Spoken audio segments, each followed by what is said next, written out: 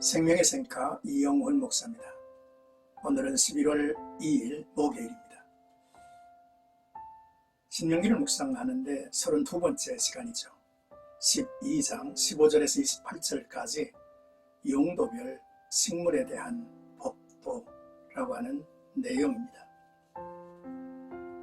신명기 12장을 읽으면서 아직 가나안에 이르지 못했지만 그 땅에 들어가서 우상을 멸하고 하나님이 지정한 성소에서 예배를 드리라고 한 후에 곧바로 기업으로 얻은 삶의 현장에서 먹고 마시는 이야기부터 합니다.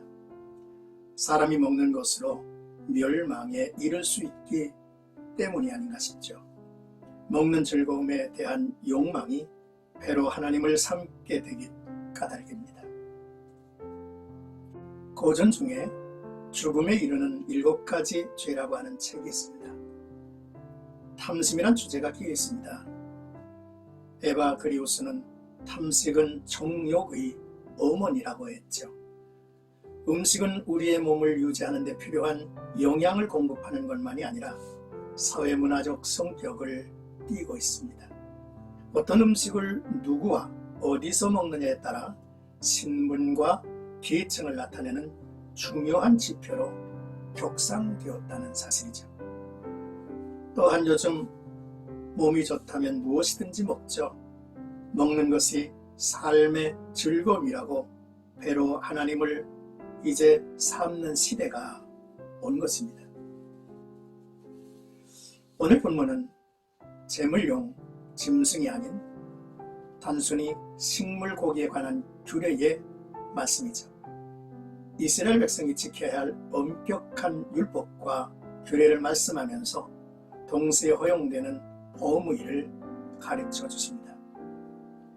그러나 허용된 자유가 방종이 되지 않도록 절제된 모습, 하나님의 성결된 모습을 지키게 했죠. 먼저 15절에서 19절까지는 식용 짐승을 잡는 장소를 말씀합니다. 하나님께서는 본래 모든 짐승은 식용 여부와 상관없이 반드시 회막 안으로 가져와서 잡도록 명령했죠. 그런데 이스라엘 백성이 가나안 땅에서는 지파별로 흩어져 살아가게 되므로 각자의 처소에서 필요에 따라 도살을 하도록 이제 허용했습니다. 그들이 먹을 것으로 짐승의 생명을 취하되 생명에 대한 존중과 생명의 주인 되신 하나님을 기억하고 피는 먹지 말도록 했습니다. 생명에 대한 주권은 하나님에게 있는 것이기 까닭이죠.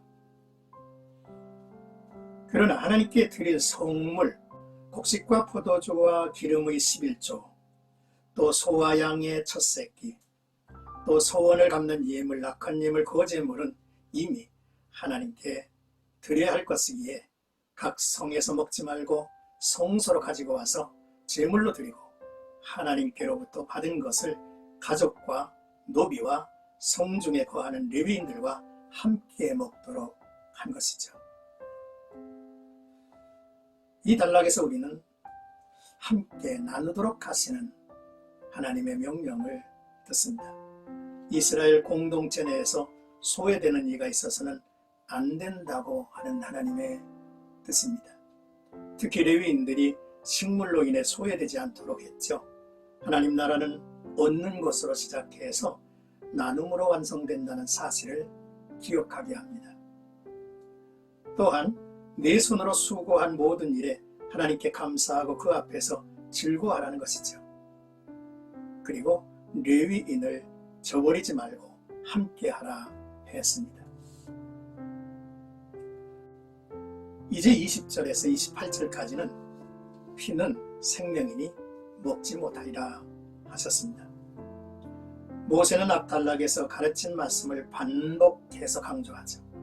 네 하나님 여호와께서 내게 허락하신 대로 내 지경을 넓히신 후에 그렇습니다.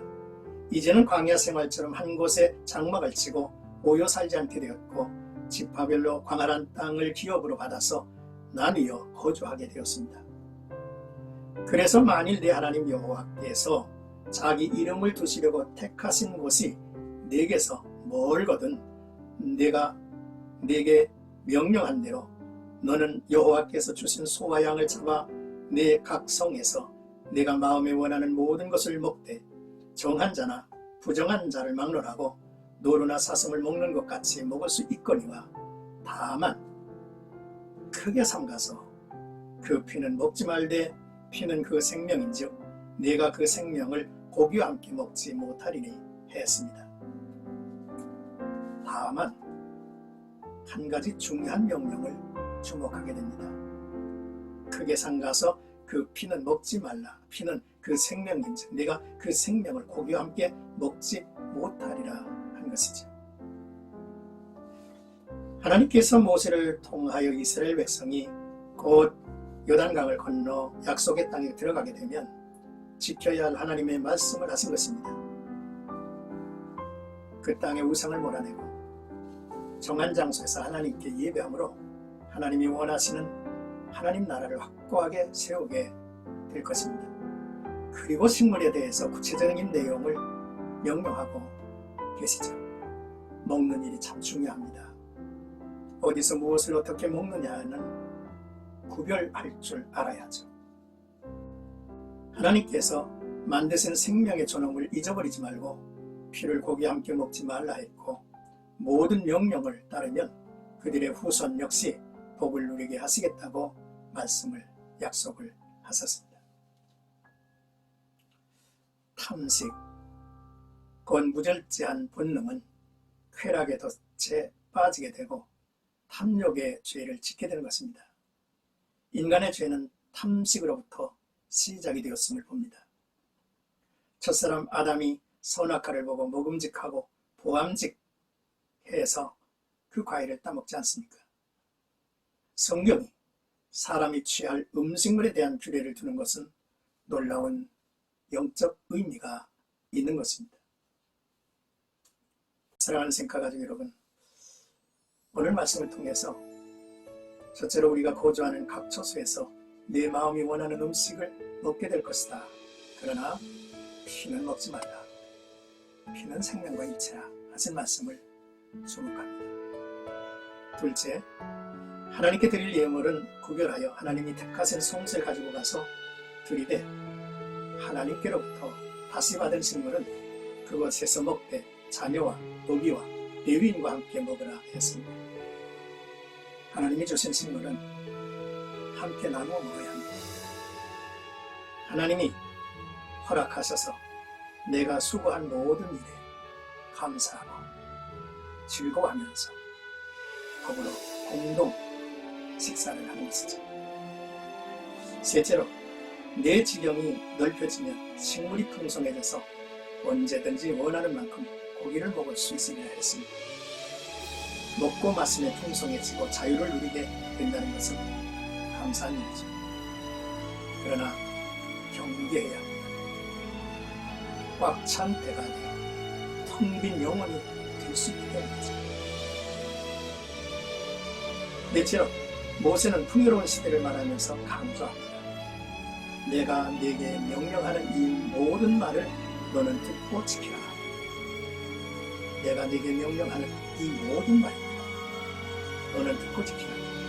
네 하나님 여호와의 목전에 선과 의를 행하면 너와 내 후손에게 영구히 복이 있으리라 했습니다.